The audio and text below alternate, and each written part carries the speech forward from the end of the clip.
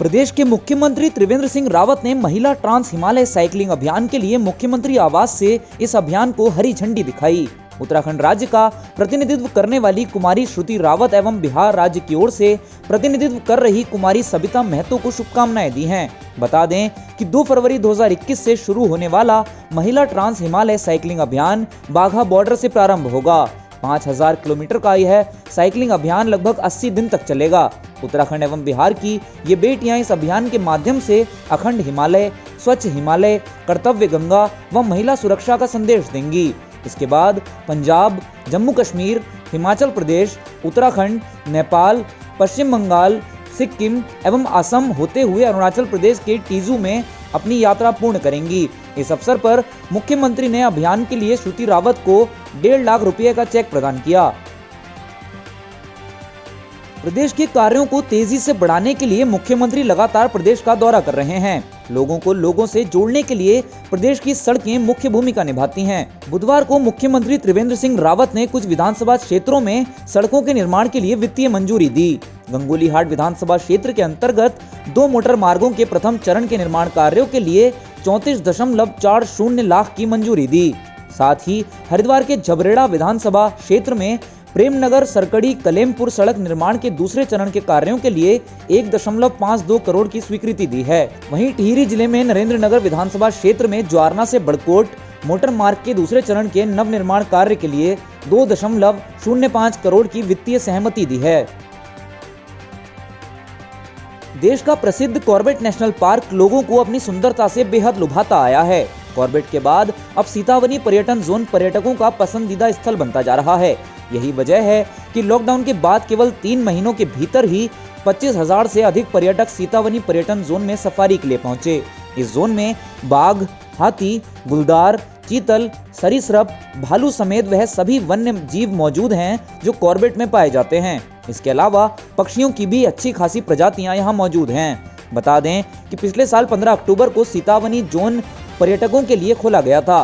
15 जनवरी तक इन 3 महीनों में 25,691 पर्यटकों से भी सरकार को 37 लाख रुपए का राजस्व मिला है। 13 विदेशी पर्यटक भी सीतावनी में सफारी के लिए पहुंचे थे। वन विभाग से मिले आंकड़े के मुताबिक अक्टूबर माह में 3401 पर्यटक, नवंबर माह में 8582 पर्यटक और दिसंबर माह में 13,708 पर्यटक सीतावनी जोन में जिप्सी सफारी के लिए पहुंचे थे। पर्यटकों के आने से सरकार को भी अच्छी खासी आय हुई है।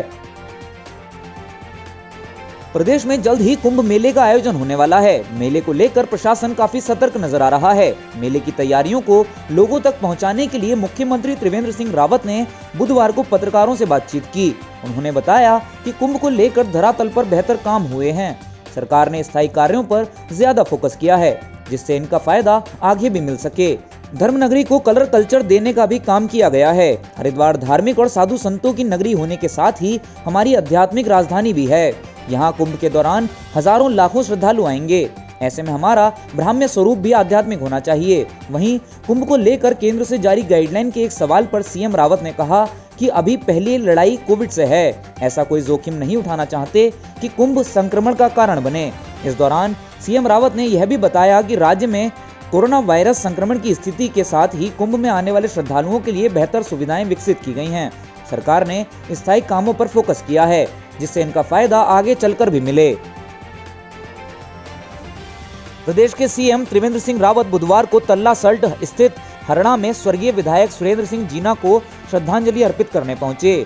उनके साथ आए कैबिनेट मंत्री यशपाल आर्य ने स्वर्गीय सुरेंद्र जीना को जमीन से जुड़ा नेता बताया। कहा कि उनका जाना पार्टी के लिए बहुत बड़ी क्षति है। सल्ट विधानसभा क्षेत्र को सीएम ने 35 करोड़ की लागत से होने वाले विकास कार्यों की सौगात दी। उच्च शिक्षा राज्य मंत्री स्वतंत्र प्रभार डॉक्टर धन सिंह रावत ने सियालदे महाविद्यालय को स्वर्गीय जीना के नाम दिए जाने का आग्रह मुख्यमंत्री से किया। सीएम के साथ सांसद अजय टम्टा, द्वाराहाट विधायक महेश नेगी, गैरसैंण से सुरेंद्र नेगी, मंडी परिषद अध्यक्ष गजराज सिंह बिष्ट आदि भी स्वर्गीय विधायक सुरेंद्र सिंह जीना को श्रद्धांजलि देने पहुंचे थे। गणतंत्र दिवस में दिल्ली में हुए बवाल के बाद प्रदेश सरकार ने भी अलर्ट जारी कर दिया है। दिल्ली में बवाल के बाद रुद्रपुर की रामपुर सीमा पर पुलिस तैनात कर दी गई है। बुधवार को प्रदेश के पुलिस महानिदेशक अशोक कुमार ने कहा है कि देहरादून, हरिद्वार और नैनीताल जिले अपने बॉर्डर पर पैनी नजर बनाए रखें। वहीं उत्तराखंड के मुख्यमंत्री त्रिवेंद्र सिंह रावत ने 26 जनवरी को दिल्ली में किसान रैली के दौरान हुए उपद्रव को दुर्भाग्यपूर्ण बताया है। उन्होंने कहा है कि ऐसा करने वाले किसान नहीं हो सकते। कहा कि जो किसान इस अराजकता फैलाने वाले उपद्रव में शामिल नहीं हुए, उन्हें वे नमन करते हैं। हमारे राज्य में इस प्रकार की कोई घटना ना हो, इसके लिए राज्य सरकार कटिबद्ध है। दिल्ली में जो कुछ हुआ उसे हमारे किसान भाई अच्छी तरह समझ चुके हैं। इस प्रकार सरकारी संपत्ति का नुकसान करने का कोई तर्क नहीं हो सकता।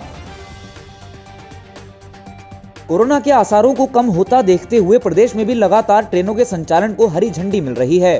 प्रदेश में देहरादून नई दिल्ली शताब्दी एक्सप्रेस और देहरादून काठगोदाम जन शताब्दी का संचालन बुधवार को देहरादून के बजाय हरिद्वार से हुआ।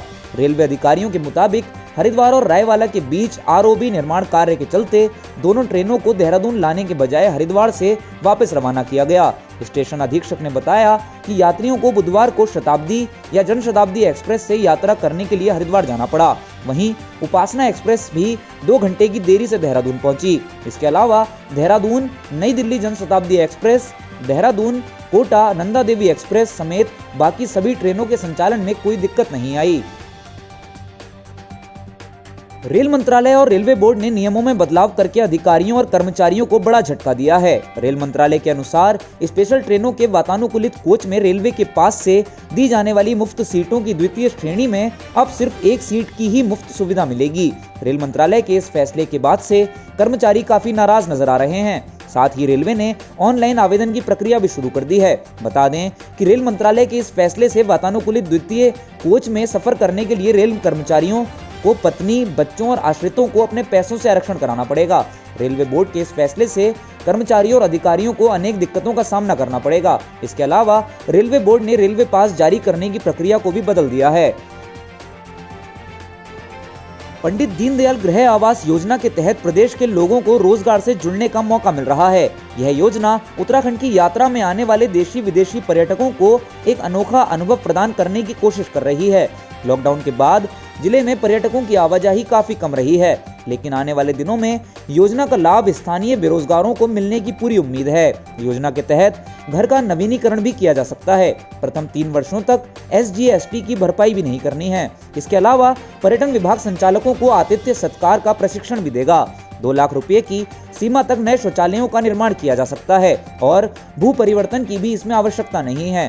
पर्वतीय क्षेत्रों के बेरोजगारों को 33% तक इस योजना में राज्य सहायता भी प्रदान की जा रही है। वहीं पर्यटकों के विश्राम स्थल के रूप में होम स्टे का उपयोग कर काफी स्थानीय बेरोजगार अपनी आर्थिक स्थिति बेहतर करने में लगे हैं। बच्चों को शिक्षा से जोड़ने के लिए प्रदेश में बाल डेटा बैंक बनाया जा रहा है। बाल अधिकार संरक्षण आयोग ने इस संबंध में प्रदेश सरकार को पत्र भेजा गया है। डाटा बैंक द्वारा बच्चों को ट्रैक कर उन्हें शिक्षा दिलाने का काम किया जाएगा। हाल ही में राज्य के 0 से 12 वर्ष तक के बच्चों का रिकॉर्ड तैयार करने के लिए बाल अधिकार संरक्षण आयोग ने महिला सशक्तिकरण एवं बाल विकास विभाग को चाइल्ड डाटा बैंक तैयार करने के निर्देश दिए। आज भी बच्चे भीख मांगते हैं। श्रमिक के रूप में शोषित, असुरक्षित बचपन से समाज बेहतर नहीं कहा जा सकता। ऐसे में 0 से 12 वर्ष तक के बच्चों को ट्रैक कर उन्हें उनके अधिकार और कर्तव्यों के लिए निर्देशित करने, 3 से 12 साल तक अनिवार्य शिक्षा दिलाने के साथ ही उनके अभिभावकों को जागरूक किया जाए। बच्चों को पैदा होते ही एक नंबर निर्गत किया जाए और वही उसका आधार नंबर भी होना चाहिए।